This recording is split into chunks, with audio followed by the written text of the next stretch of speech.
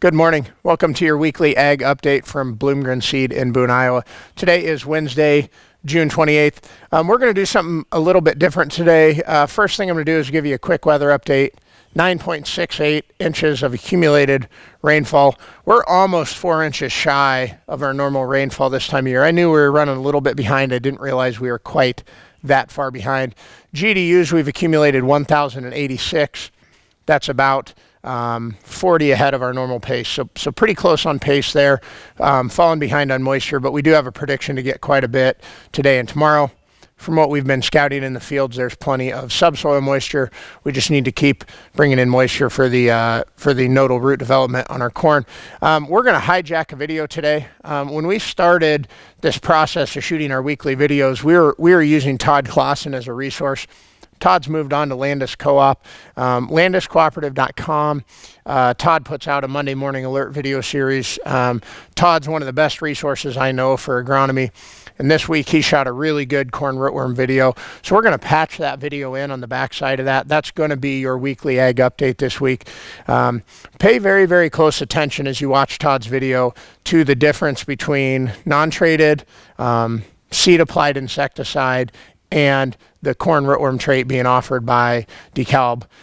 There's a significant difference, and it's hard to see it as you drive by on the road, but when you actually get out and look at the same product side by side with the different treatments, it's pretty significant. So enjoy the video from Todd this week, and we'll see you next week. Happy 4th of July, and thanks for being the best part of Bloomgren Seed. Thank you.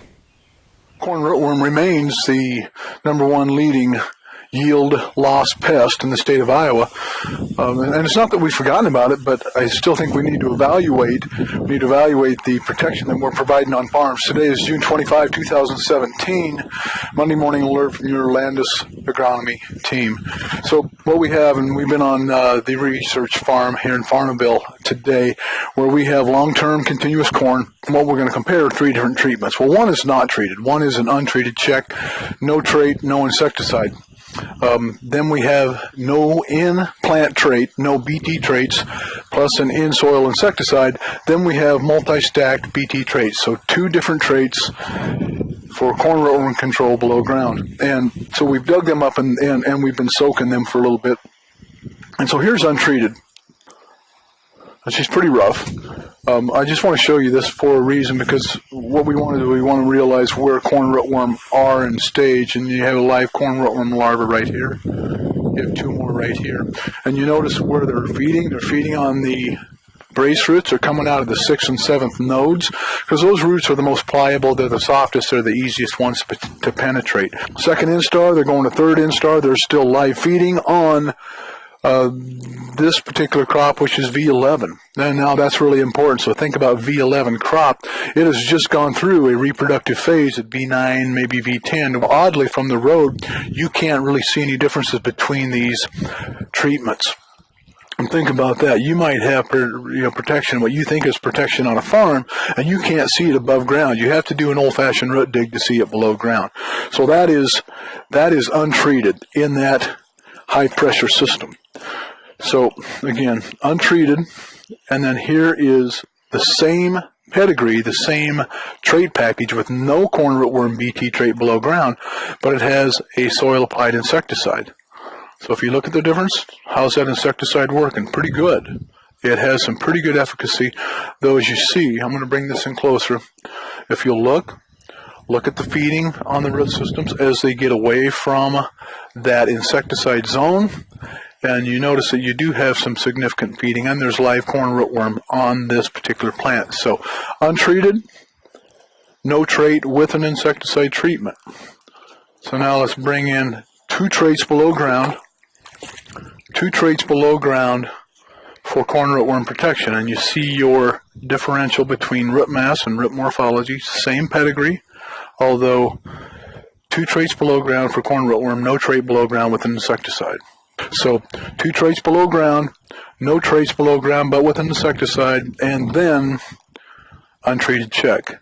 Let me rinse these off and we'll show a close-up of what that feeding and scarring looks like and how much damage that this corn rootworm pest really does to our crop.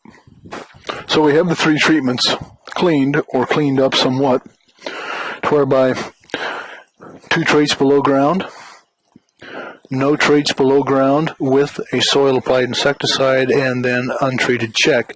Again, even though above ground shows very little differential between the treatments, there might be a little stunting, maybe a little bit more paleness, not quite as robust green color, but there's no severe stunting, there's no leaf rolling, at least today, there's no root lodge, again, there's no goosenecking, but below ground we're getting significant damage. So just let me show you the untreated quickly again.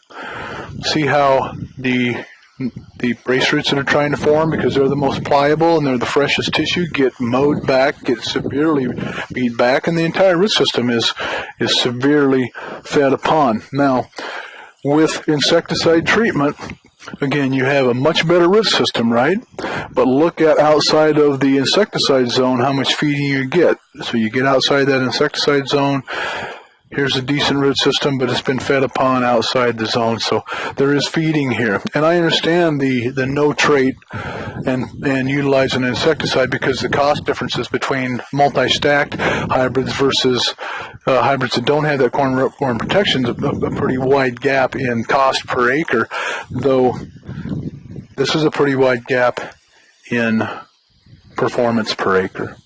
Today, June 25, 2017, from your Farnhamville research site, Landus Cooperative, this is your Monday Morning Alert.